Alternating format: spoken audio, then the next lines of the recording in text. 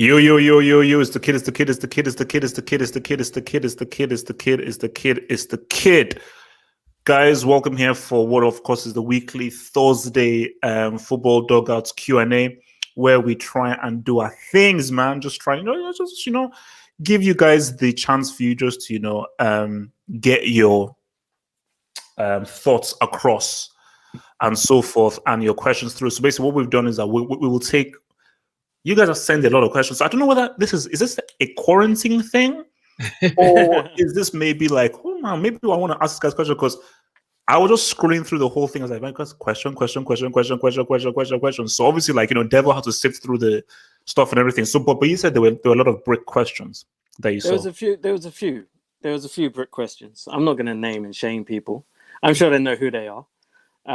By the end of this show, they probably realize who they are because we won't be answering them. But there was a few brick questions, yeah. Okay, so how are you doing with the whole self-isolation thing, man? So I think they've said that apparently, so mid-May, earliest. Another 3 weeks at least. Another 3 weeks at least. At least, yeah. Wow. Yeah. But they're saying that we're about 3 or 4 weeks behind Italy. And Italy has started to reopen some small businesses and things like that. Spain have allowed some people back to work and stuff like that as well.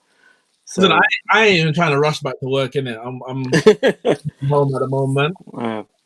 As long as I know, like, if I know when we're going back, then I'm cool. It's the indefinite thing where I'm just like, damn, I could be here for years and Well, they're saying that it could be until they find a vaccine, and obviously there's no time limit on that. So yeah. So because again, my friend sort of sent me the whole thing on WhatsApp, and then he then said that Premier League is a wrap. So do you think Premier League is ever going to return this year? Well, the most recent news we heard was that teams want to finish the league by June 30th, because obviously that's when a lot of contracts run out. If they don't finish by then, they'll have to. FIFA have suggested, but they'll have to go through FIFA and the players to extend the contract to the end of the season, whatever that is. But legally, players are not obliged to do that, are they? So really, as an if basis. So some clubs may benefit. Chelsea might keep Willian, whereas another club, they might lose their player, but they're fighting a relegation. But it's all a bit up in the air. But the Scottish Football League, they have declared results. Yeah. They're waiting for one last vote from, I think it was Dunfermline or Dundee, I can't remember now.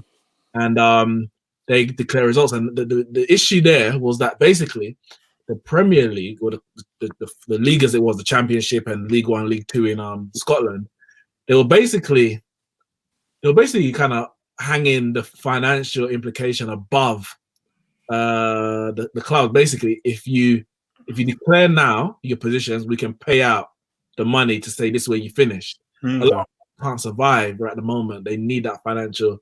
Whereas obviously those in the Premiership, the Scottish Premiership, I think they can still survive a bit longer, especially Celtic and Rangers. So it'll be interesting. A few smaller leagues like the Belgian one, I think they've declared Club Brugge. They did a long time. But we're yet to see a top league and a top division in a top country actually declare results. I can't see the Premier League being the first to do that. No. But you see that in Scotland, Partick Thistle were in relegation. They've now been relegated because they've voided the season or called the season as it stood. They had a game in hand. If they won that game in hand, they would have stayed up. Who was that? Partick Thistle. Damn. See, so that's harsh, bro. That's harsh. Because you can't have some teams have played a certain amount of games and another team haven't played the same amount of games and they're still getting relegated. If everyone was on the same amount of games, you could kind of make sense of it. But you don't know what's going to happen overnight. Well, I suppose you don't know what's going to happen throughout the remainder of the season. So I suppose it is what it is. But there's been 3 suggestions put forward in terms of if the season was going to be kind of declared as it is. You either points per game. So depending on how many points you got right now, as an average, use that for the remaining games, and that's your final points. At the halfway stage, so you take 19 after 19 games, everyone played each other once. That's your position, and I can't remember what the third one was. You know what they should do? I remember the third one, but I was like, I need a fourth option, which is none, because none of these are are good. None of Now, them. what they should do is every team should nominate 2 players from their squad, and they just have a scrap. So whoever lasts the longest at this scrap. So say it's Troy Deeney and Troy Deeney for Watford. Look, Yeah, then outlasts Watford everyone are else. winning it. And then Who's Watford gonna beat Troy Deeney in a no holds barred win the fight? league? Come on, bro. That's a good question. Viewers, who's going to beat Troy Deeney? Who do you think will win that battle royal? So we'll see. Yeah, okay. All right, let's get to the news, man. Obviously, you have to stay 2 meters apart while you're fighting. Oh god. Wait. Also, you have to what? Social distancing. Yeah, you can't fight hand to hand. You have to have distance. Social distancing. Oh.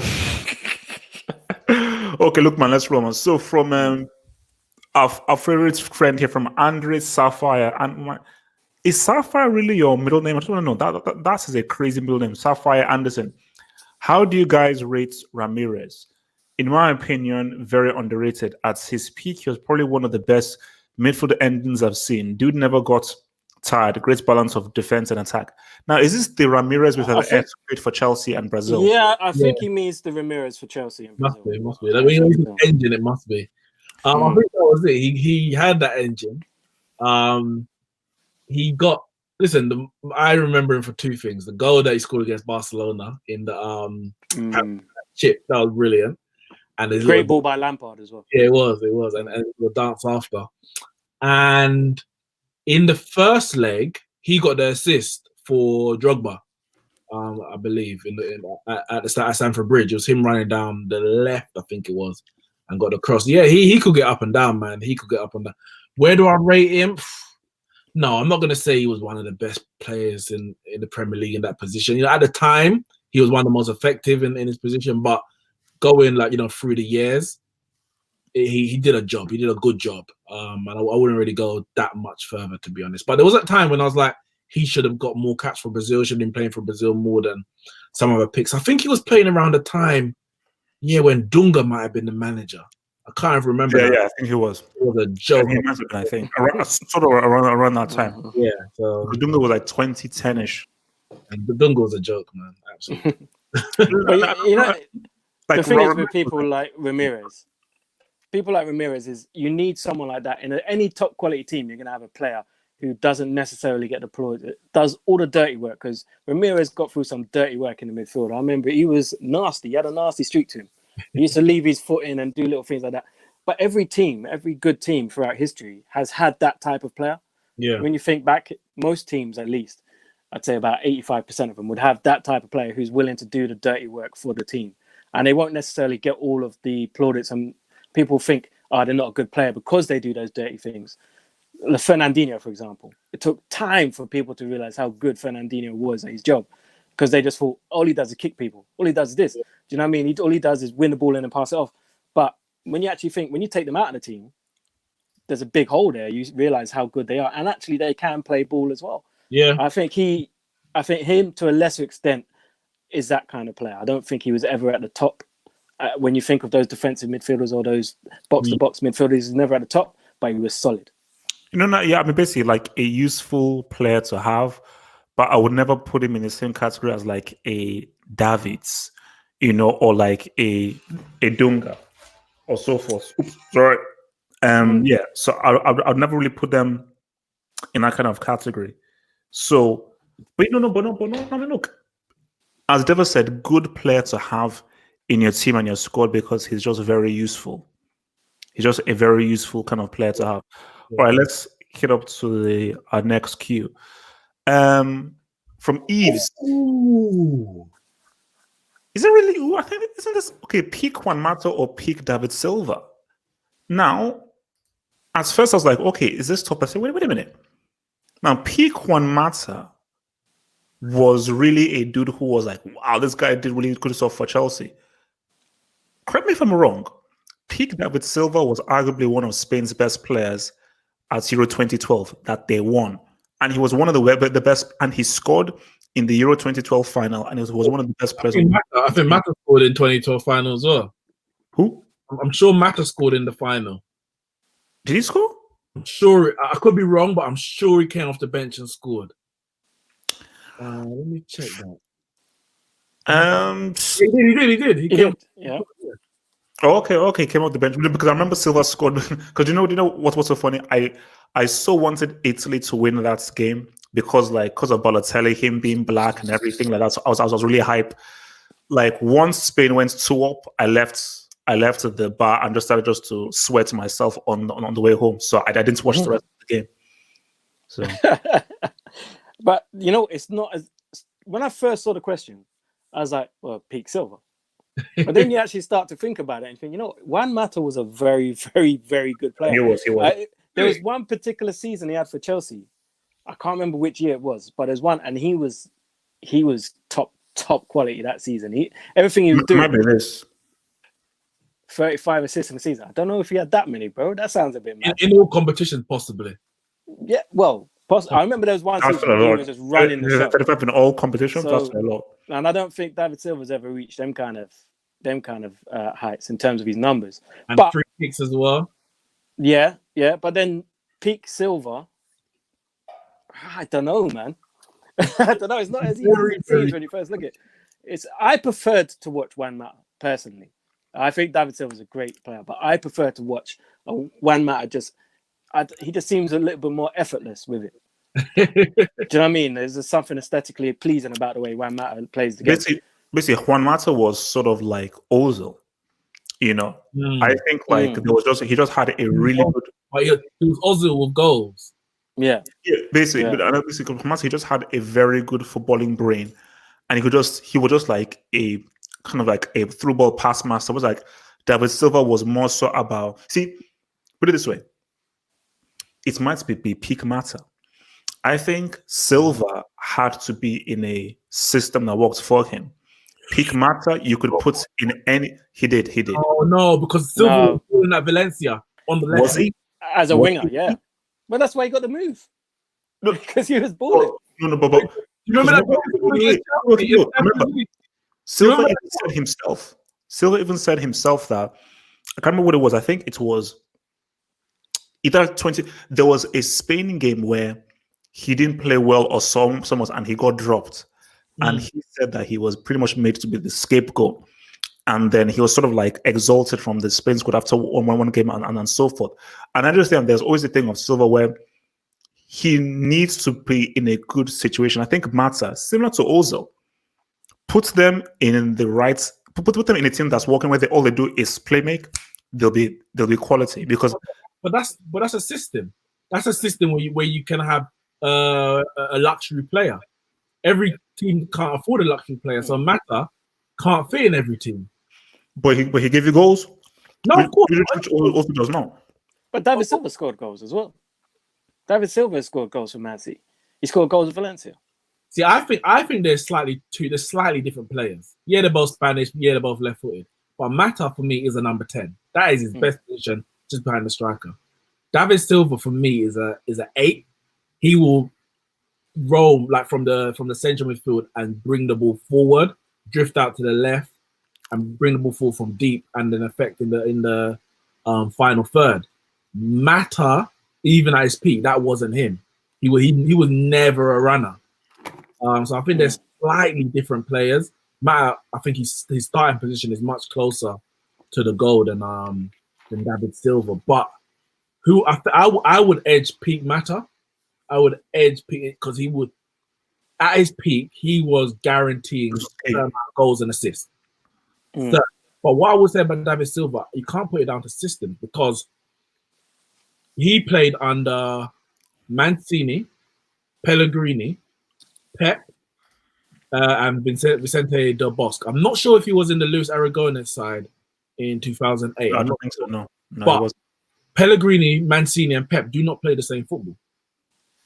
And he was balling in all of those teams. Hence why we put him down as a Premier League great. I just think about that ball that he played for Edin Dzeko. I think it was to make it 6. Yeah. The Manchester Derby. Yeah, Manchester Derby. They beat Trafford. That ball on the volley. Matt's not playing that. Matt's a baller. Matt's not playing that. Matt's not playing that. But I think peak Mata was more of a 30 in terms of end product. Overall, across the career, I think David Silva done. We have to just shout out Valencia for producing both of those ballers. Yeah, man. You know what I mean? Yeah. Valencia had some ballers. Valencia had Mendieta, they had Aymar, they had Morin. Valencia had some dudes, man. They had some ballers and back lost in the day. two. How do you lose 2 back-to-back Champions League finals, man? That's deep, bro. Yeah. Was it both to Rome? No, not both. No. Bayern, I think one was Bayern. So by who? By Munich. Yeah, Bayern. Because remember, Bayern Munich. I remember that game because I remember it that was Bayern, boring. I think it was either the year after the United thing or 2 years after. Because Bayern were like, you know what, we are going to win this bloody thing. Because I remember Sami Kuffour was like, this was so sweet, us winning the CL based on just what happened. Yeah, Sami Kuffour was intense. Beating up the floor, but like banging the floor, banging it. His man. So he's probably thinking that was my fault. Yeah, he was. But that's funny, Bayern. That's twice now. After 99, they go and win it, and after 2012, they go and win it. German, man. They're elite, man. They're elite. And obviously the German character, man. They don't look, man. They're man. So, what's this now? From your boy Sapphire, better technically gifted, Zidane or Bergkamp? Devil? Zidane. The reason why I'm going to give it to Zidane, it's not clear cut. The reason I'm going to give it to him is because both feet. He could use both feet. Zidane, he could control the ball with either foot very easily. Other than that, I think they're quite similar in terms of their technical ability on what they can do in terms of trapping the ball, vision, the way that they can shield the ball. I think Zidane had a little bit more of acceleration in terms of, he was never the quickest in terms of his top speed, but over a short distance in terms of burst away from a player, he was very quick in that regard. Bergkamp never really had that pace to get away from anyone, but I think Bergkamp was a bit more physical. So in terms of technical ability, I'm going to go with Zidane. Yeah, I think Zidane. I think Bergkamp, obviously, he's got those iconic goals that you can think in terms of, the way he brings the ball, like the one against Argentina, the one against Leicester, even the one against Newcastle, which I'm still a fluke, but my touch would have gone out for a corner in it. So just the fact that he has a good touch, it stayed within reach. But yeah, I think Zidane. I would have to say Zidane. The way that he brings the ball, and I guess he's probably in more situations where his technique is used because he's the playmaker. He's on the ball more. He's gonna get more touches. But the way that he's just in 100% control of the ball. Well, once he's got it, he's gonna do whatever he wants, wherever he wants, whenever he wants, at his own pace. I think that's why I put him right up there when I'm talking about the greatest players of all time, because he was just majestic. Just to watch on the pitch, it was just so pleasing on the eye. And aesthetics can't be, dismissed in football because it's entertainment after all. He needs to look good, and he made it look good. No. I mean, like, basically, if you just, there is literally a video called Zidane's First Touch. When you look at the way that this guy would trap the ball and control the ball, he just did things with the ball that were just outstanding. And he was doing stuff with his right foot, his left foot, and basically all that needs to be said is that, like, Bergkamp, that goal against against Argentina was insane. I don't think there's a more technically proficient goal than that Champions League goal by Zidane. Because I remember, like, basically, there's this guy who's like a Messi fanboy called Sean, who said that, Messi's goal against Real Madrid, where he got past 4 Madrid players, is more technically difficult and more technically proficient than Zidane goal. I said, you know what, Sean? You've not played football before. What Zidane did for that, the timing, the level of technical skill involved is insane. It's just a regular volley. And weaker foot.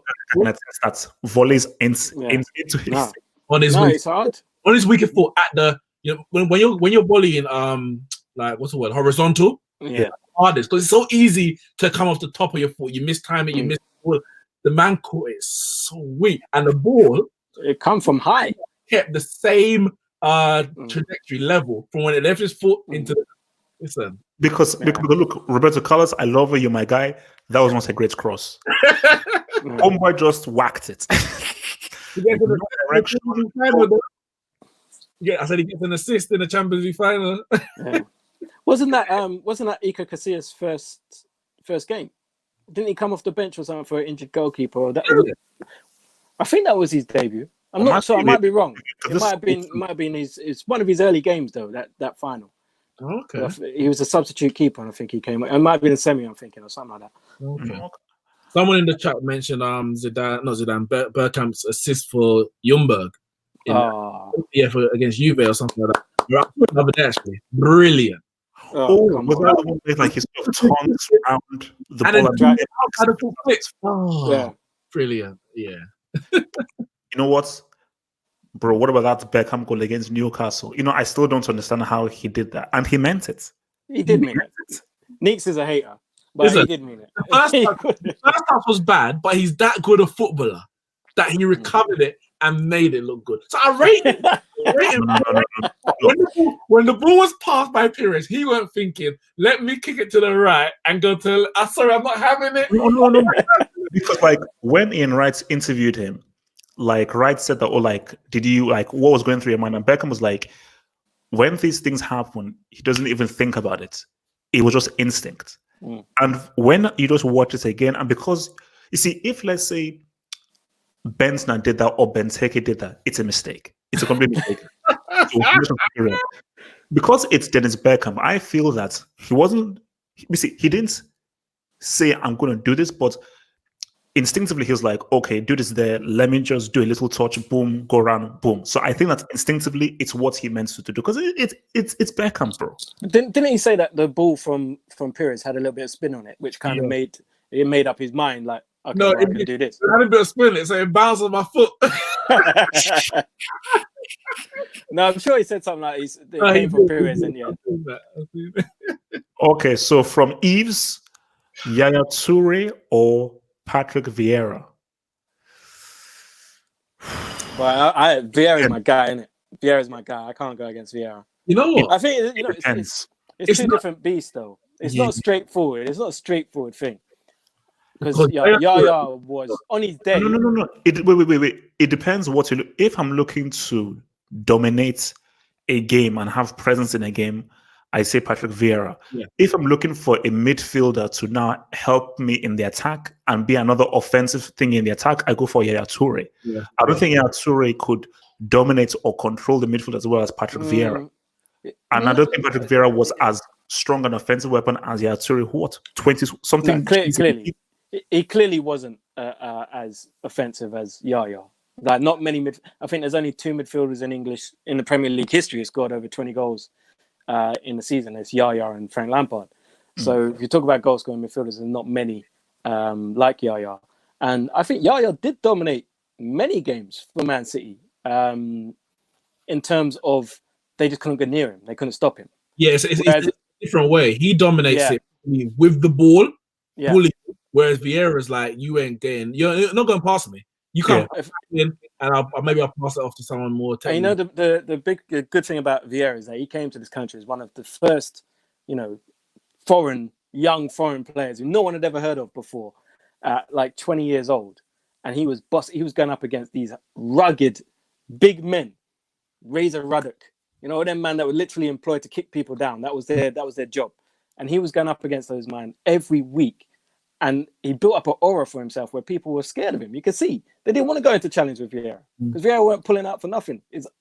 Either one of us could come out of this with a broken leg. He was ready for a fight. Vieira was always ready to. But he was ready to fight everybody. Fight referee, Ruddock, Keane. He wanted to fight anybody. He didn't care. Oh gosh, Neil the Razor Ruddock. Yeah, remember in his face. Because remember back then they used to play 4-4-2.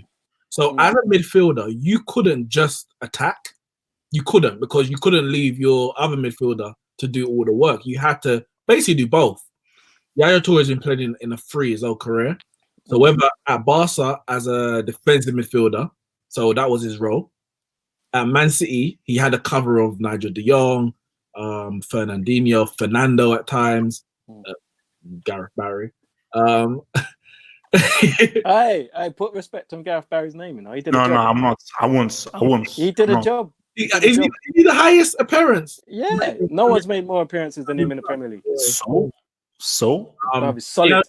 Yaya Touré always had that we call it security behind him. If ever he went forward, Vieira couldn't. Vieira had to be a full-on box to box. I think it's not an easy comparison at all. And I'm actually not choosing. I'm not choosing. No, choose. Vieira's my guy. Choose to remain silent. Anything I do can and will be used against me. You see, this is what I don't get about guys. So obviously, this is a Messi fanboy here, who says Messi already scored a similar volley. What, in the Champions League final, in extra time or whatever it was? Even in Newell's old boys on the streets of Argentina, Messi has never scored a volley like Zidane did, which is one of the greatest goals ever scored. So don't guys. Just accept that. Wait, but why does it matter? Like, it's not like we're saying Zidane scored this goal, therefore Messi shit. No one even Who cares? No one even No, all we're saying is that nobody has scored. It's the greatest volley ever scored in a Champions League final. So and Zidane might take. Okay, let me ask you guys this. Then we'll go to another question. Would you say Zidane is the most technically gifted footballer that you've ever seen? Because Ronaldinho plays football as well. Dino had all sorts of different technicalities. He was on the ball with his back. Like, no.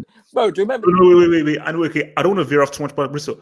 When Dino in a professional game against professional players who have wives, families, a history, this guy brought a favela move where he did this where the ball was stuck to his chest and it was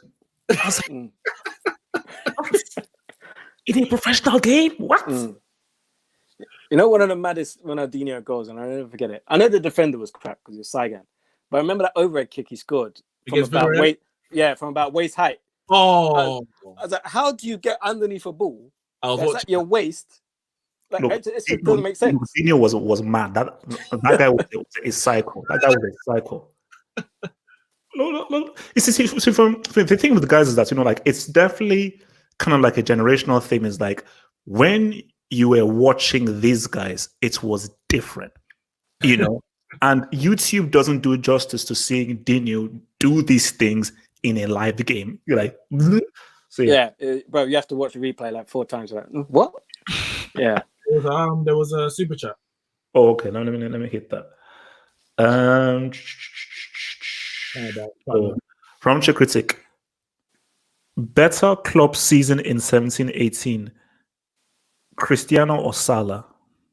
I was just checking. Cristiano Ronaldo got 44 goals and 8 assists in 44 appearances. Salah got 44 goals, 6 assists. Salah. That's when he broke. Salah. It's Salah, but there's more than just the two players. Ronaldo's Ronaldo.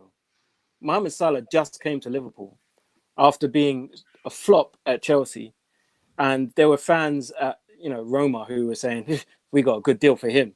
Do you know what I mean? And he came to Liverpool and banged that season. It's Salah easily. No, easily Salah. What he did that season was stupid. So I love this. This is for me. This is the best question, and I already have the answers. I want to say my answers first because this is the best question. So Pele made the number 10 shirt iconic. What other numbers are iconic in football, and who is the most iconic player to have the number? Now, this is just facts. 9, Ronaldo. When you think of 9, that is Ronaldo, Ronaldo Lima, Ronaldo Nazario, El Fenomeno. 7 is Cristiano. It's whoa. 7 because. Let me just say mine. Let me just say mine, and then you can do this. So I think we're going to say the same thing. I think because 7 was Bex based on just the marketing and so forth. So 7 was really approaching with Bex. When Cristiano came, I think he did the whole set. So 7 is Cristiano, Ronaldo is 9, 5 is Zidane. 5 is Zidane because really is Zidane. Remember, Zidane was 10 in France. He was 5 for Real Madrid, but he was 10 for France. It's not an iconic number. Across the Europe, 5 was usually a centre back. You see, 5 should be a defender's number, but when I think of 5, I think of Zidane. When I think of 5, when I think of 5, I don't think of Zidane. No, I don't think that's an iconic number because there's not many others. And I will push back on the 10.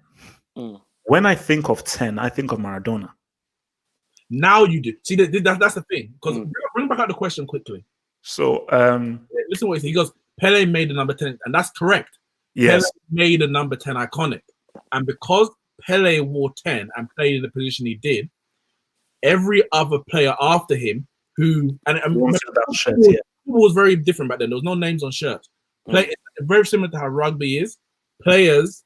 Positions were based on the numbers. So the 2 played in a certain position, the 3 played in a certain position, the 4, 5, 10, 7, 11, 9.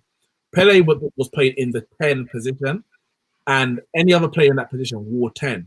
But Pele made it iconic because he was so good that you gave your most technical proficient player the number 10 shirt. Yeah. So Pele definitely made it iconic. Was he the best ever to wear the 10 or in the number 10 row? That's a question that you can. He was the first player that's made shirt numbers mean something in football. Yeah. What I will say in terms of the 7, see, CR7 is a brand now. So anyone from here on in, 7 cannot. You can't say 7 without relating to Ronaldo from here on in. But when Ronaldo got the 7, it wasn't because he wanted to become CR7.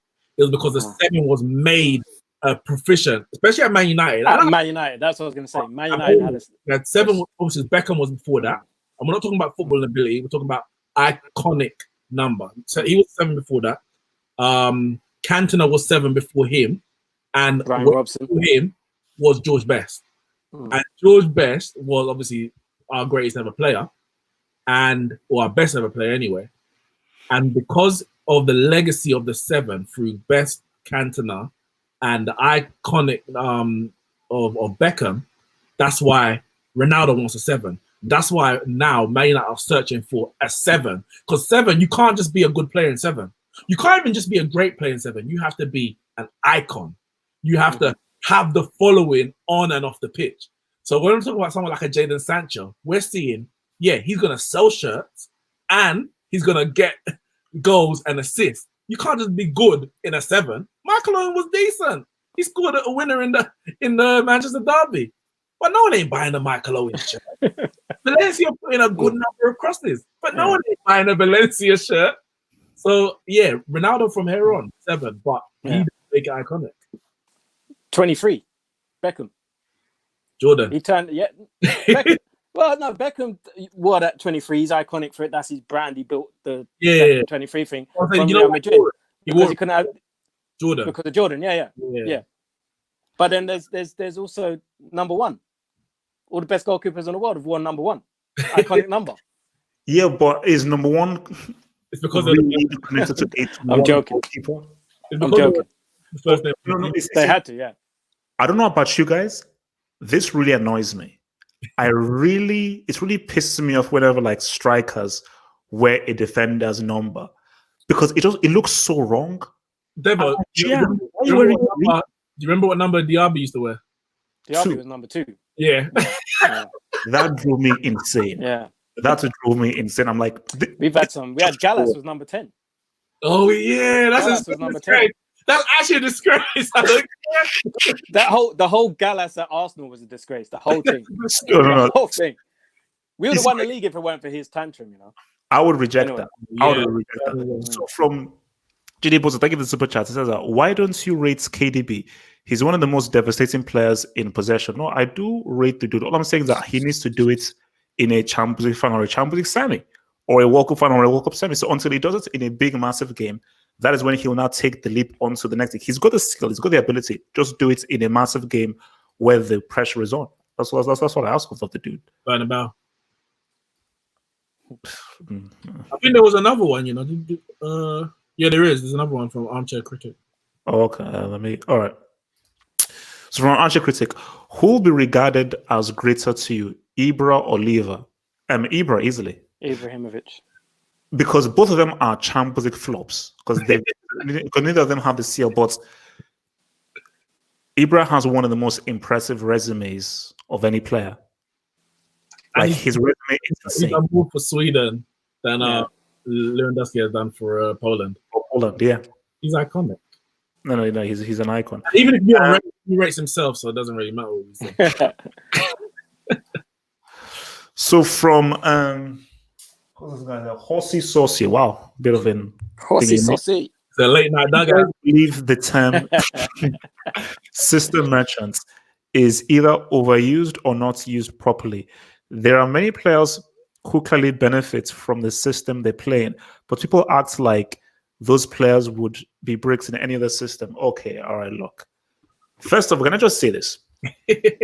A system merchant is not an insult. It's not an insult.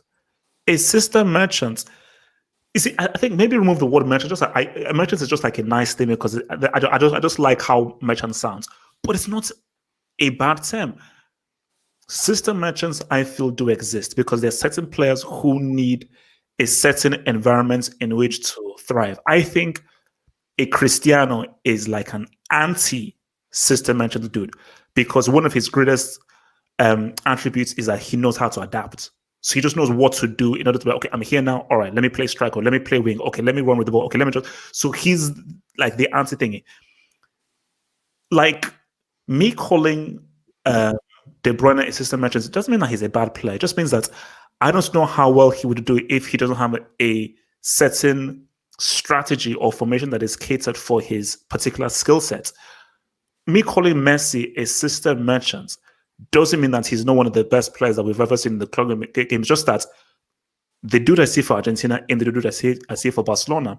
And I think that Messi is very dependent on the very particular, intricate system that Barcelona play. So the thing of system merchants, it exists because I'm sure both of you guys would agree that there are players who are very adaptable and other players who don't know how to adapt.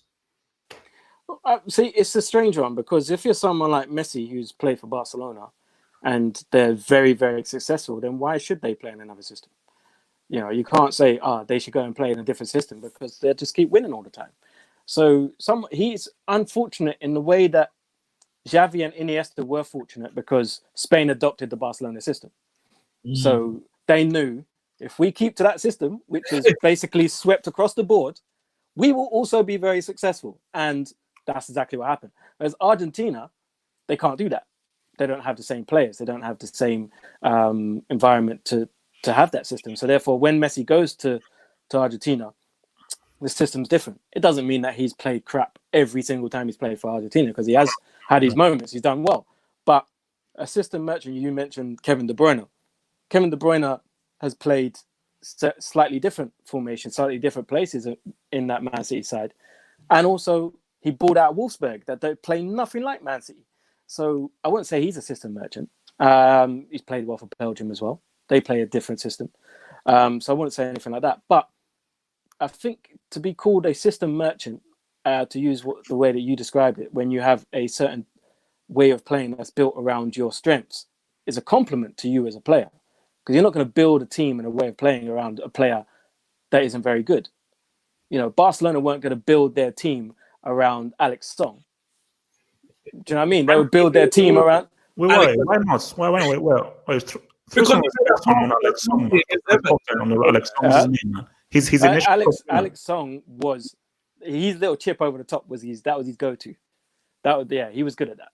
But other than that, you build your system around your best players. So if someone is a system merchant, it's not an insult. It means they're very, very good.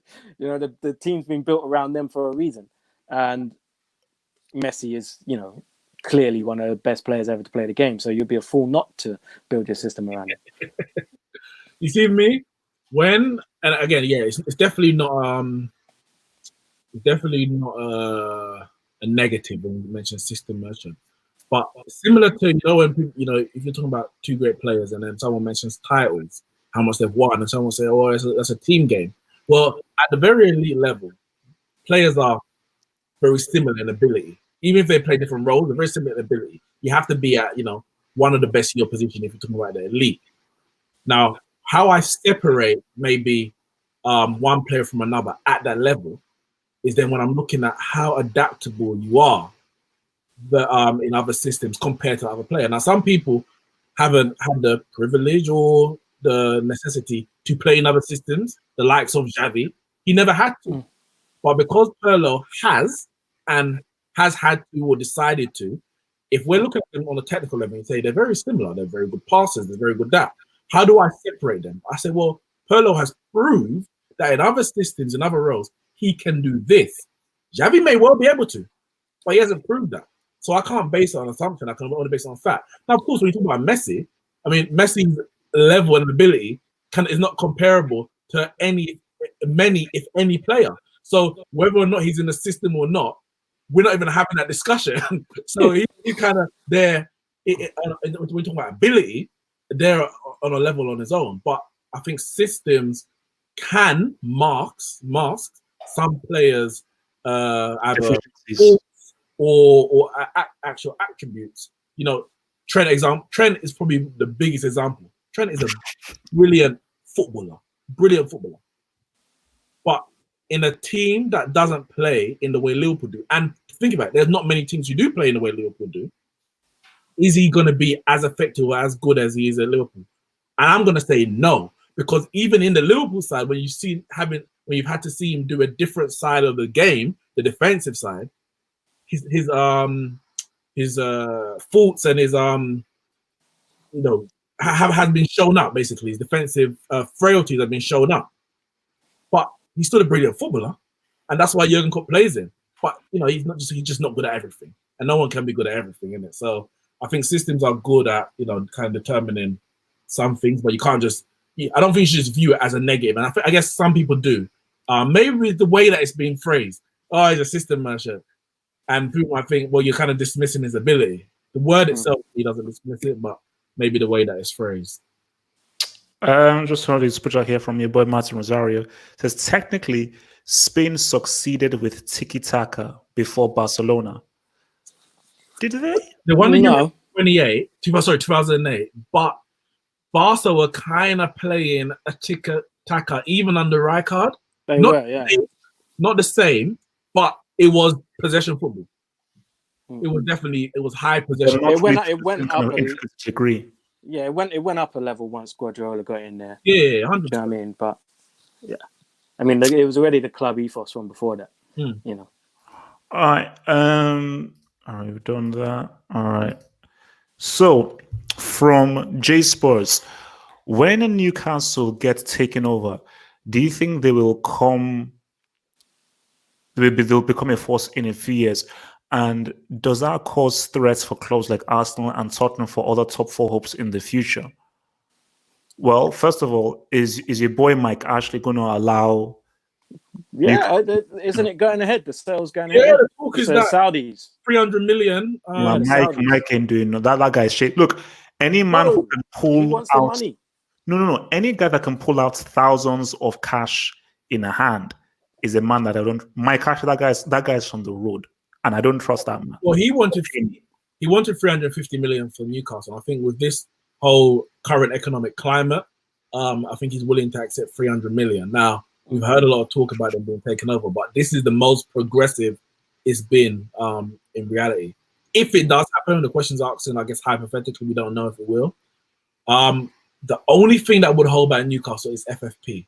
They can't do what Chelsea did in 2003 and what Man City did in 2008, because especially if they're trying to get to that level. You're talking about going past the Spurs and the Arsenal. That means UEFA competition, and UEFA FFP rules are stricter, and there's more punishment than the Premier League rules. So up to a point, yeah, they could spend and get into a top 7 position, but once they get there, they have to start balancing the books.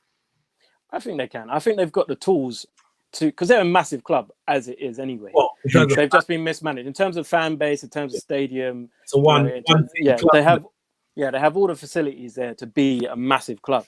They got close before with Kevin Keegan and all that kind of stuff, and then they went to the wall and everything went south. But they've got the tools and the infrastructure to be a massive club. And in terms of the only thing holding them back is themselves. And that's been the case for a long, long time.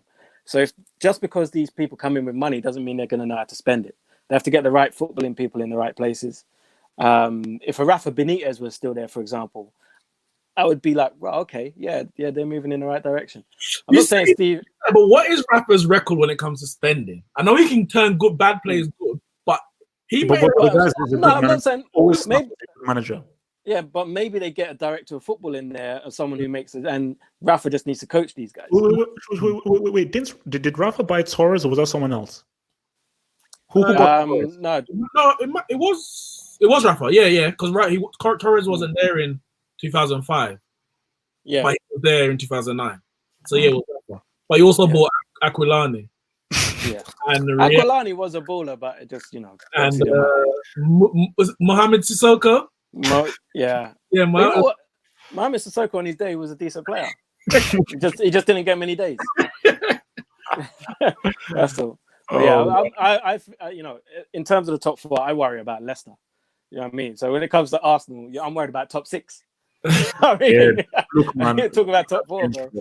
Like I think the gap is lessening more and more. And I think, as you said, especially for younger people who think Newcastle just like a brick club, Newcastle are a huge club. Because I remember the days of Faustino Asprilla, coming through, the days of David Giginola when Newcastle were, these guys were a huge team. So, and I think they were getting 55,000 every week in League One, in the Championship. Sorry, but they're getting big sellout crowds no matter what. People love Newcastle. Under Bobby Robson, early 2000s, they were competing for Champions League and UEFA Cup. Yeah, and Dyer, Craig Mooney. You remember Dyer and Boya? Oh, that fight! That's brilliant. Yeah, I think someone posted it on Twitter again. I remember that match of the day. I was like, because for me, I already hated Lee Boy because I know that guy is racist as heck. And he if you had like a thing of like, what does a racist look like? Like a stereotypical thing of what Lee Boy looks like, a stereotypical racist. But I said, wait a minute. Two guys are literally fighting to the point of tearing their jerseys from the same team. Peaked. Yeah. Peaked. You know what I didn't understand as well? The opposition was trying to break them up. I'm like, no, let them fight, bruv. What are you doing? No, but I think it's one of those things like, even when you're in, it's weird though. When you're in school and you see a fight, you just start to cheer and just sit back and take your popcorn. But when you're older, your automatic thing is to break up a fight. It's weird. Okay. Yeah, but obviously Devil is different. He's but same. You know what? In the job I used to do, it used to be very intense because we was both selling bus tours around London on the exact same place. Male ego gets involved and all that kind of thing. So there used to be fights all the time. But I remember this one time, the two guys from the opposition were trying to fight each other, and my colleague went to stop. I was like, "We didn't. Let them fight. Let them fight. We're selling tickets. They're rolling around on the floor. Leave them." That's look, man. It's a dog. It's dog, man. From WM, best CL final you've ever seen and why? First off, they've not been that many good complete finals, bro. Nah, they're usually anticlimactic, isn't they? Yeah. You know what? It's Liverpool Milan, isn't it? Has to be. I didn't hate Liverpool back then, so when I was at the pub watching it, and I was going to go home, because it's like we want the English team to win, blah blah blah. Half time, we was about to go home, and my friend, who's a Newcastle fan, funny enough, said, "No, it's football. You never know what's going to happen." So we stayed and we watched it, and just the atmosphere in the pub was just crazy. So it's probably that one. And then I had someone call me on the phone, just literally screaming down the phone, Liverpool fan, for like 2 minutes. So I hung up. But probably that one. That was pretty special. You see, for me, like, if I want to be biased, I'll say obviously Chelsea when Drogba said what's up. But if you want to truly be objective, it's Liverpool thing. And I've got a slightly different story from you, Devil. Now, I hated Liverpool because there were Liverpool fans in my school who we used to have this whole thing of Chelsea Liverpool, and we started to get into fights. So basically, stupidly, I really hate school. So we had a kind of like homework time during the first half. So we could only listen to the first half on radio. And when I listened to the rest on radio, I walked into the rec room. My chest was out. I was smiling. My face was beaming. I was like, yo, man, look, guys are done, man. I sat down. I think I was like cooking like a pot noodle or something. I was ready to feast. I said, because look, man, it's unlocked, man. It's, man, what up, baby? Milan said, what's up, baby? Look, it's 3-0, man. What up, baby? What up? Yeah, what? Then when Gerrard scored, I was like, look, consolation, school, it's consolation. Then when Smith scored, I said, wait a minute. How did it go from 3-0 to 3-2? Then, for some reason, we got kicked out of this room. Then we then went to another room, which was even smaller, to make it even much more epic. Then when it was 3-3, I was like, wait. Then I knew that, okay, I'm witnessing something after. So basically, in terms of drama, it was crazy. And to this day, Jerzy Dudek sprinkled juju on that goal post because I swear to you, Shevchenko, who was the most lethal striker in the world, was literally a yard away. He shot the ball at Dudek, and instead of rebounding towards him, the ball rebounded upwards and over. Telling me that, you know what, this is juju. This is full on juju. I think it has to be that one. I think the only one that was, and it was nowhere near as dramatic, but in recent memory, was the Real Madrid Juventus. I think that was a good final. That was a good. It ended 4-1, but it was a good final. The first half was good. The second half was just a train wreck for Juventus. Yeah. The Barca Juve, that was a good one. The 3-1, that was a decent final. But yeah, I think for me that one's clear because it was so dramatic from start to finish. Because when was the first goal scored? 2 minutes? It was like 2 minutes or something. Yeah, inside a minute, I think it was Maldini. Yes, yeah. So from start to finish, right through to the penalty shooter. Yeah, I can tell you the worst one I ever saw was the Arsenal Barcelona. No, that was terrible. No. That wasn't. That's just for you personally. The worst final of all time is Liverpool Tottenham. That was a horrible final. It was a bad final. It was horrible. It was a horrible final. Worse than 2003. Oh, Milan Juventus. Because that was just two Italian teams. Yeah, I don't remember that. The defense is the order of the day. Penalty. What was it? 0-0 penalty shootouts, and it just flipped for it as well. So I don't know. Wait. Actually, a quick story about the United Bayern Munich war 1999. So obviously, again, in school, and this is when I despised United. I just despised them because they used to win all the time. And I was so sure that Bayern Munich were going to win that I said that if United win, everybody is allowed to punch me as hard as they can on my shoulder. Look, I was young, so I was just stupid. So I remember when it was 1-0, I was celebrating, hey guys, it's fine, blah, blah, blah, blah, blah, blah, blah. And when United equalized, I was so pissed. This just shows you how messed up I was back then. I was so pissed off. I ran back into like my dormitory and I smacked the wall and I actually began to cry. I was so pissed off. And then I said, wait, why are they cheering it again? And then people run up and say, United scored again. I lost it. Next morning, basically, we had to basically queue for breakfast and everything. I was pissed off. This guy, I remember his name, Alex Falchi. He came up and he smacked me on my shoulder. I said, wait, why the hell did you do that? I said, well, you said that if United win, we can punch you. I literally grabbed him and just beat him up on the landing till he cried. And then, again, Falchi, if you're out there, I'm very, very sorry. I was an immature loser teenager out there who just violence is not the answer. No. I was a moron. So let me just do the super chats from Buddha Subs. Greatest goalkeeping performance ever for me is De Gea versus Arsenal 17-18. He was an alien. I'm going to disagree. We were great goalkeeping performance, and I guess it lives in recent memory. But similar to the Zidane goal we spoke about. Is it the greatest technical goal ever scored, or greatest goal scored in a Champions League match?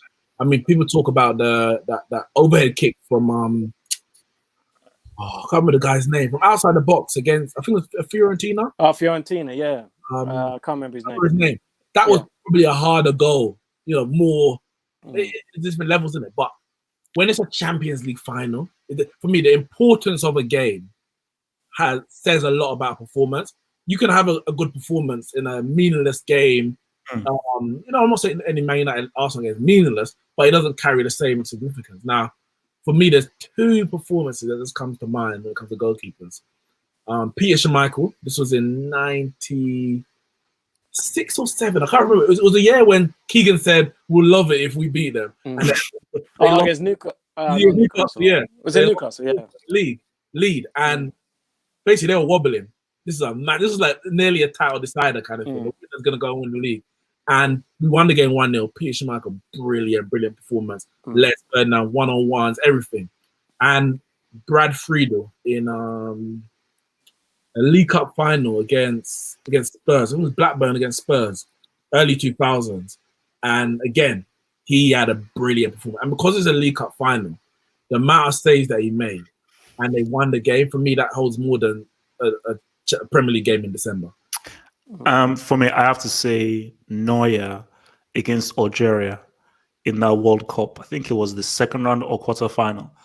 Because I just think like Algeria tactically had Germany with the ball over the top, and Germany just kept on misjudging all the balls over the top by them. And Neuer was like, bro, I ain't going to take any of these chances. So every single time Neuer just risked coming out of his box, clearing. And literally, he almost single-handedly took it upon himself to ensure that pretty much Germany stayed in the game. Because I think if he didn't do that, Algeria would have scored at least one of those. Because they just had just what Neuer did and the risks that he took in that World Cup game, I think pretty much helped. Remember, I think Germany, it went into extra time or something. So Algeria were really pushing Germany in that game. So yeah, for me, Neuer in that game. I'll say Oli Khan from that World Cup where he got player of the tournament basically. Which I can't remember the years. Yeah, take a pick. He had so many like top performances in that World Cup. Take your pick. Any of them. I remember it was the game against Republic of Ireland, where literally Robbie Keane had to pretty much break the goalpost just to score against it because Khan was saving everything in that whole thing. So yeah, Khan, that was crazy. So last two from Mr. Sapphire. Oh, this is a tough one. Which rapper artist would you like to do an album biography on your life? And which actor would you want to act you in your life biography movie? What kind of genre movie would you? Oh my gosh! So which rapper artist would you like to do an album biography? Oh no! Oh, for me, okay. I know which rapper. It has to be KRS-One, greatest storyteller of all time. Actor. Denzel is the cheesy answer. I'm going to say Forrest Whitaker because I think Forrest Whitaker will give a bit of, je ne sais quoi. And what kind of genre movie would it be? A horror movie? Can't no ugly brother pay me, bro. You're crazy. In terms of rapper, I'm going to say Kendrick Lamar. I think Kendrick Lamar is a very good modern day storyteller, and he's just got a way of Good Kid, Mad City in that album. When you're listening to it, you're like, shit, yeah, I remember that. I was there. It's like when you're listening to it, it's like, bro, I was in that car with him. I remember that. Yeah, I remember because we took a left and we took a right. Yeah, I remember that. So I'll go for Kendrick. Actor. Oh man, you might have to come back to me on that one. Neeks, you might have to go before me. But my life would definitely be a comedy though. I've got some stories, boy. If I ever had horror, my mind is a horror story. It would definitely be a comedy. I was thinking Kendrick, but I think I'm gonna go J. Cole because I think the varied nature of his songs, in terms of what he raps about, I think a lot could even match up with my life in terms of what the type of music he's rapping about, and I think he makes good music. I think he's a very, very good rapper. Actor Eddie Murphy. Yeah. People always say that I smile a lot. I've got a good smile, big smile. Eddie Murphy's got the biggest smile. This guy, his smile is the man. I just laugh. The man, you'll be in a room, he's talking seriously, and he turns around, and you just laugh. You just laugh. And I think, Eddie Murphy. Golden Child is one of the greatest films ever made, man. Golden Child. Beverly Hill Cop 3, one of the funniest films I've ever seen. That and Life, my two favorite. Life is a great film. And therefore, it has to be a comedy, isn't it? Yeah. I might take Will Smith. Will Smith. Yeah, I'm gonna take Will Smith. He's a good actor, man. No, he's a good actor. I think he's underrated in terms of acting. Yeah. What's the I Am Legend? You can isolation thing. Yeah. Okay. So last Q. There was a super chat, you know. Oh yeah. I'll actually okay. Let's hit the super chat now. Then we'll have the last question. So from JD Bose, Barcelona 08-2012, or Real Madrid 2015-17, or Bayern Munich 2011-2013. I will go for the Bayern side. For me, I'm going for the Bayern side. I think in terms of just a robust system, that system will just support that. And I'm taking Robin over anybody. Taking Robin over anybody. Barca. Yeah, I think Barca as well. It's Barca. Never seen that before in my life. Yeah, the domination of league and Champions League at the same time. Yeah, I have to go Barca. Yeah, I've never seen anything like that in my life. And that was what, 2008 to 2012. Yeah, and 12 was when Messi did a madness, isn't it? Yeah, I'm taking Barca. I'm taking Barca. Okay. So final question from Adnan. What would be the domino effect of Madrid signing Mane? Could he and Hazard coexist? And would Liverpool start a dynasty, assuming they sign Mbappe afterwards?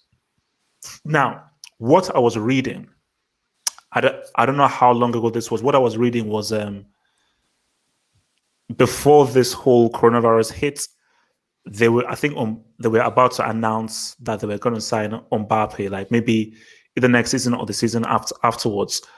But I do think that, because for me, I think I did like a video that I thought Liverpool could be entering into maybe the next dominant things. I think Barcelona are on their way down, because with Messi getting older, Barca are on their way down.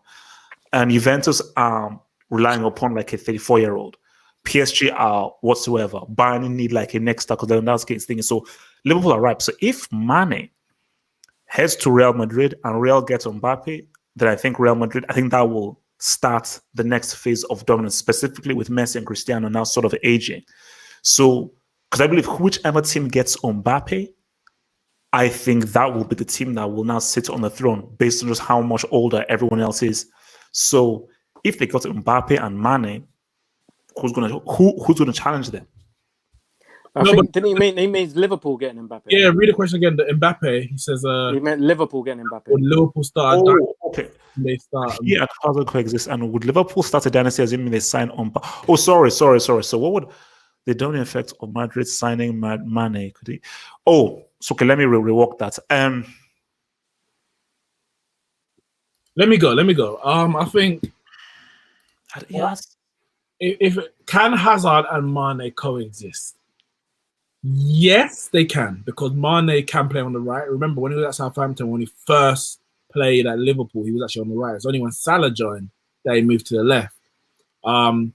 Is he more effective from the left than the right? Yes. It's more goals, but he was very influential from the right. You know, it's about, I guess, how much you go for him, because when he first moved to the left, everything was still going through Salah. Now that it's a bit more balanced, they're both getting on that. So I think Mane can do damage from either side. And I don't think him or Hazard are, you might say, egotistical players on the pitch, in the sense that Hazard will pass, Mane will pass. They'll shoot if it's the best option. I think they'll pass if it's the best option. I don't think their egos will clash in that respect. So I think they can definitely coexist. Can Liverpool start a dynasty to sign Mbappe? Mbappe will be brilliant. He'll be actually brilliant. But no, not.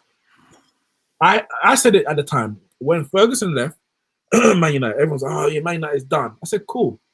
Listen, I know that Man United, and I don't think anyone is ever going to rule England in the way that Man United did ever again, because there's just too much money in the game.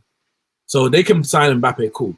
What, are Man City just going to say, "Oh, you got Mbappe, we're not going to try and win the league anymore"? No, they're going to go out and sign. Man United are trying to. Chelsea's going to sign. So a dynasty, I mean, it might be one of the best Liverpool sides of, X amount of time, but I think there would always be a lot of challenge in the Premier League to stop any kind of, 20, even 10, let alone 20-year kind of domination go on. I think, yeah, in terms of a dynasty, I think for Liverpool to be a dynasty, it's just not going to happen. It's not going to happen because, as you said, in this country, there's too many teams with money that can do damage. If you look at Real Madrid and Barcelona situation, or Bayern Munich in Germany, where Bayern have more money than everyone else. If they have anyone that's threatening them, they sign their best players. That's how you keep a dynasty. Liverpool ain't signing no one from Man City. Liverpool ain't signing no one from Man United. They can't stop these guys from getting better. Juve in Italy, you have a good player, we'll sign him. That's how we stay top of the table. PSG, Monaco beat us one season. Okay, we'll take your best player. Try that again. You can't do that in England because Liverpool aren't going to go to Man City and say, give us De Bruyne. Do you know what I mean? Here's some money, give us De Bruyne. It's not going to work. So I don't think you are going to see another dynasty in that way in this country. You might win back-to-back titles, but you're not going to win 4, 5, 6. And that's what it takes to be a dynasty. Liverpool could possibly get there if they win the Champions League a few times running. Would that count as a dynasty? Because then did Real Madrid have a dynasty when they won three Champions League back-to-back? No, because they didn't win the league in those times. So I don't really think it counts as a dynasty, as far as I'm concerned. Well, then I suppose it's a domestic dynasty. Anyway, we're getting into the ins and outs of what it is. But in terms of the first question, I think Hazard and Mane could coexist. Even Mane could go on the right or Hazard could go in the middle, play 10 and Mane on the left. They are versatile players, so I'd imagine they can make it work. It's just, what do they do in front of those players? Because his Benzema going to be able to keep doing it. Are they going to need to sign a striker? Is Jovic that guy? Obviously not, because they're trying to ship him out. But yeah, they could coexist. I can't see Mane going there just yet. I know if the bid came in last season and it was high enough, I think he would have went. But with Liverpool winning the league, I think he might want to hang around and see if they can maybe do back-to-back and things like that. But he needs a new agent, as we said a few weeks ago, because the guy needs a new agent. But whatever contract he signs next, whether it's with Liverpool or elsewhere, it's going to be huge.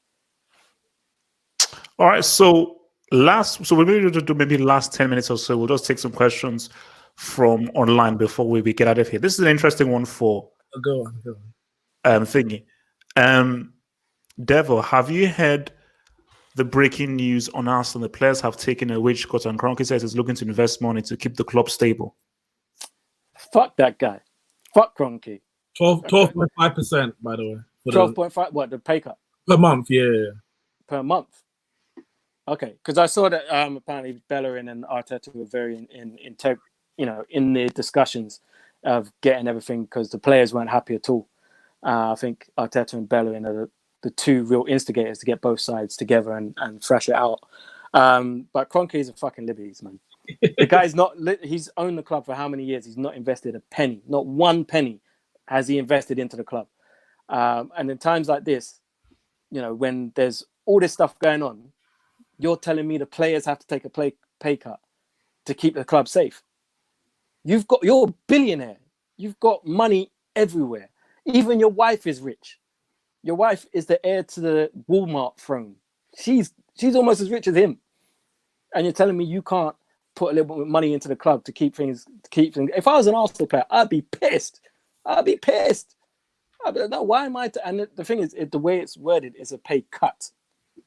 Because I know other clubs like Southampton and stuff are doing deferrals. So that's coming back. Do you know what I mean? It's just for now, okay, but when it's ready, you're going to get me back. But this is a pay cut. So I don't know exactly how it works, but I'd be pissed.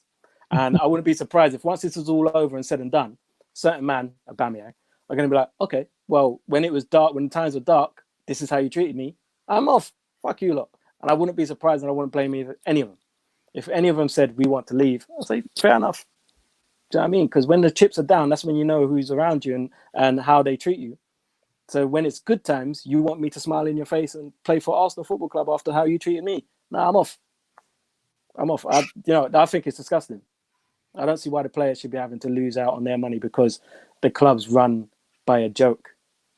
Do you know what I mean? This guy, it's like, if I had that kind of money as Kroenke and I had invested in a club that has values and means so much to people, and I know that I haven't pulled my weight, there's been protests about the way I've run the club, there's been this is an opportune time for you to show some sort of humanity and some sort of care for the football club that you've owned for how long, and you choose to put it on the players and say, I'm going to invest some money. It's disgusting. I don't look. No. Well said. No. For me, I just didn't look, man. Kroenke is look, these guys, you have the money, man. That's the thing. You have the money, and you're just. It's just the audacity with how these guys are acting and how they're operating. When I've been to the Emirates Stadium. Look, you have cash. Okay, I've been to Craven Cottage and I've been to Emirates. Craven Cottage has cottage money. Emirates Stadium has real cash. So, look, man, it's wild, man. Okay, so we'll take a few more questions, man, because I can see Nix is basically dozing off there, man. So wait, before you take that, I just need to say in it because we've skated over this whole World 11. Michael. Oh yeah. Now listen, guys. I thought we were gonna open with it, but I'm glad we did because I'm glad that the longest kind of dragged on for. Guys, if you're not on Twitter, please just create don't go on Twitter. You have better things to do. Read a book. Read a book or don't save it. Twitter is bad for you. Remember, it's bad for your eyes, man. It's bad for your eyes. Don't be a social media loser, man. Please don't be a burner account. Just a burner account. Just look at Egg and go to HH's page. Now there's something on Twitter. It came from Jamie Carragher or via a friend. Basically, you have to create a World 11 of the best players you've ever seen. So in your lifetime, only can play in your lifetime. And they can't have played for the same club or the same country. Now, Ramon, he made his team first, the one that I saw in a very good team. Devil made one. And a few changes and a few left field players. Jardel, I saw that one. Bad boy striker. And I would be impressed to make mine. But I made mine at the end. But I wanted to make sure that when I made my team, it was correct. It followed the rules. Now, if you go to HH's and see the team that he made, every team that he made, bar two, and he made probably about 57 teams. That's a lie. I made about five. It's more like 8. All of them were wrong. Man had 2 Italians, 2 players, and then they're like, no, those 2 players played for Boca Junior. They played for New Obi. Wikipedia. I've been in tears all day. Every time and in the end, we're just like, hey, go to bed. This ain't for you. And then when you finally saw the team he came up with, it was the worst team. No. He was just happy to put out the 11. Basically on Monday. No. And then let me say, on a Thursday, he got Sunday. What is this? No. Basically, on Monday, on Monday, we will share all of our teams because that's basically, no. Don't forget about Tracy. When I explain how my team works, first of all, you're not scoring against my team. That's a fact. Let's just end that. You're not scoring against my team. You got Guillermo Ochoa in goal. Who in goal? Exactly. No. Neuer's in goal. Oh, you changed it. Oh, he's got Neuer. Yeah, I put it's a Neuer, Laporte, Maldini, Golden as my defense. You're not scoring. You had gigs at wing back. Yeah. Relax. Chill, man. That was the first team, man. I'll just test him. I'll just test. Put Philip Lahm at centre back. No, because you see, I hate whenever people do these things because I've got this kind of obsessed. You were cussing the rules. No, wait, easy. Let me learn. No, first of all, whoever made this challenge, you're a sad, hopeless piece of crap. And the thing about this is that, literally, if you saw my laptop screen, I had about 10 Wikipedia pages open. Literally, all over like that. Because I say, how do I keep screwing this up? Because literally, and the worst thing is that I'll be so upset. All right, and then I'll go on Wikipedia and you know what annoys me? Why did you go on loan to that team? Why didn't you just stay in this bloody club? It's like of all the clubs to go to Greenland FC. Why did you go to Boca Juniors? Why? The funniest one, I'm not gonna lie, it wasn't even you. It was the guy, the guy who picked Zidane. He picked Zidane, and it was like, Zidane, the world.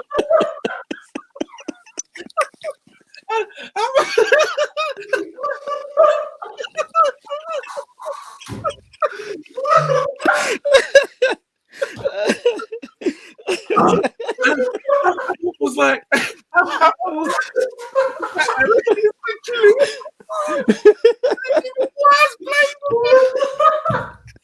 need to leave this team.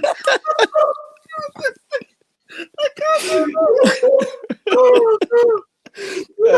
no, listen. You guys have to get to Twitter and see it. Listen, I've been busting up at my all day. All day. You know what? Because like there was one guy when I was like, what's this crap?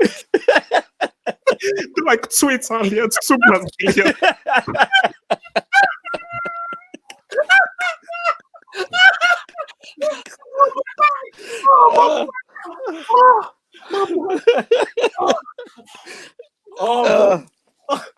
Oh boy. He broke every rule.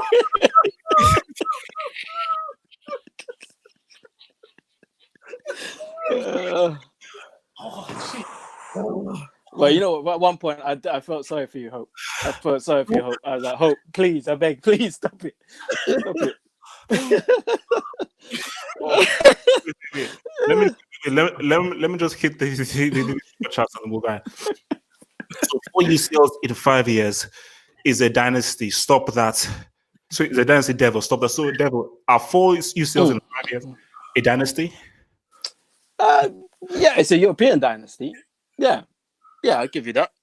All right, and hopefully we can get and this from another Martin says that. Oh, from Bidiko. Martin, thank you for sponsoring boy Bidiko. Bidiko, you could always send the super chats. Just if it's a super chat, I was happy to read it out for you, Bidiko. Can you tell Devil why not support Steaua Bucharest or Nottingham Forest? I don't understand the question. Well, because firstly, Steaua Bucharest, Nottingham Forest. When I was growing up and I first started watching football, they didn't have as many black players as Arsenal. Arsenal had the most black players, so I supported them. I think they had 4: Rocastle, Davis, Michael Thomas, and Viv Anderson. Okay, okay, just okay, guys. So if you're confused by this, just go on Twitter, then you'll see where everything is. Oh yeah, this guy made a team. He made a couple of teams actually, decent teams. But it's funny. Yeah. I saw him post a team on the Ramones page, and then he posted it under your tweet, and it was wrong. I think you had like Gattuso and Maldini, something like that. But he had a good team. No. But guys, go on my Twitter page and you like. It is a very, very challenging thing. Maybe pin it. Maybe pin it at the top. No, don't pin it. No, you got something else pinned. No. Basically, I will retweet them there and then you guys. But basically, it's basically okay. So you can even do it now. So basically, make an 11 of players you've seen in your lifetime. So if you're older, like obviously me and Devil, we have it a lot easy. So you have to be a player you've seen in your lifetime, and no 2 players of the same club. No 2 players of the same country. So just to clarify, even if one played for, say, AC Milan in 1991 and the other one played for AC Milan in 2001, just because they didn't play together, they can't be in the team because they played for the same club or the same country. Just to clarify, there's 2 people asking about the Zlatan. Basically, this guy, as I said, the rule is the rules, isn't it? And he thought, yeah, this is my team. And he put Zlatan was a striker. So you don't have to look at the rest of the team because Zlatan has played for every club in the world. So he's been a prostitute, bro. You can't pick anyone else because he's played for AC Milan, he's played for PSG, Man United, Barcelona. That means you can't have Milan. You can't have Maldini. You can't have Cordoba. You can't have anyone. Buffon, Juve. Because he played for Juve as well. That was if you're young, it's really hard. Yeah. Like if let's say you were born like in the late 90s or so on. So if you're like in your early 20s, it's really hard because I had to, bro. At one point, I had Mauro Silva up in that.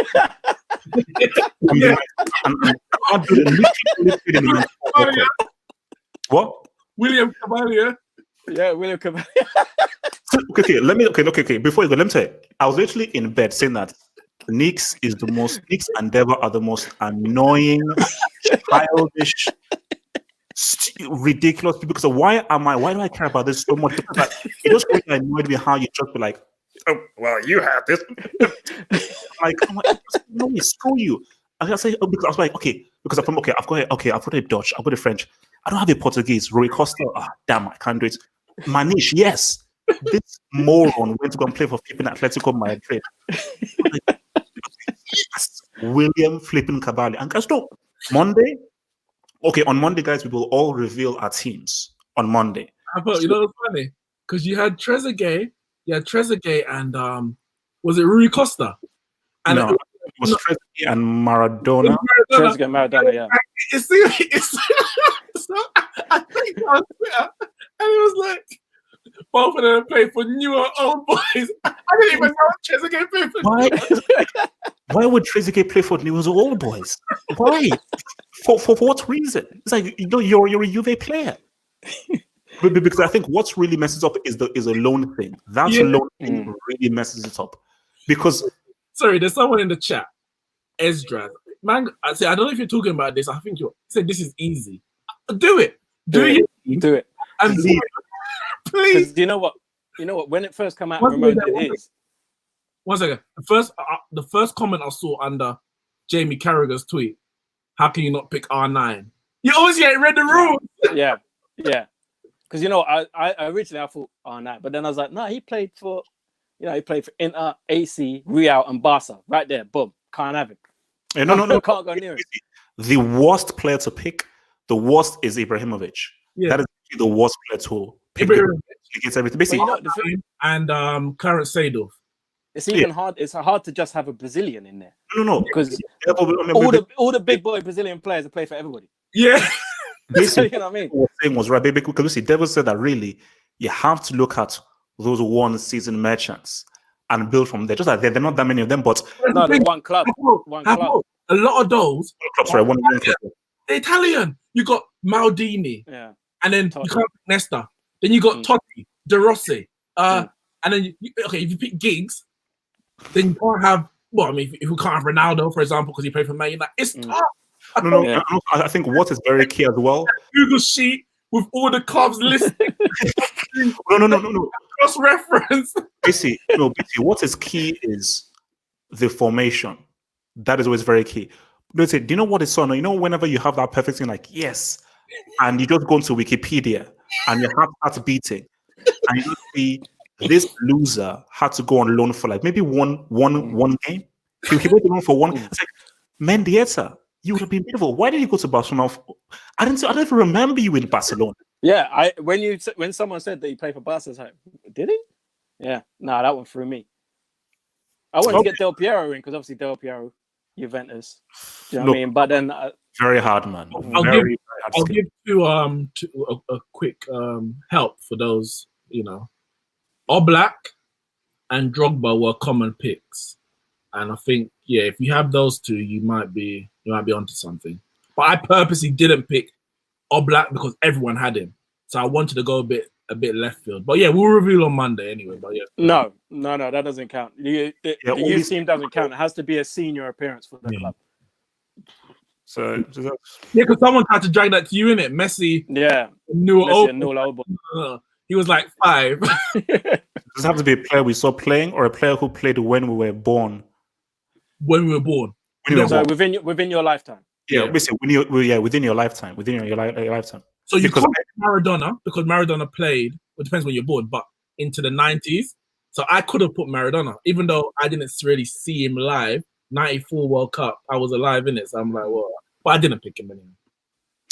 Guys, it's been awesome. So remember, guys, if you want to really check out the madness in the Twitter threads, just head onto Twitter and just see the crazy threads that we're going through. It was crazy, man. But so we'll be back on so Monday we'll do the whole mystery team, and Monday, screw that whole mystery team crap. On Monday, I am going to make because I can't wait to see your two teams, because based on how you guys insulted me and made me go through hell, this has been one of the worst days of my life.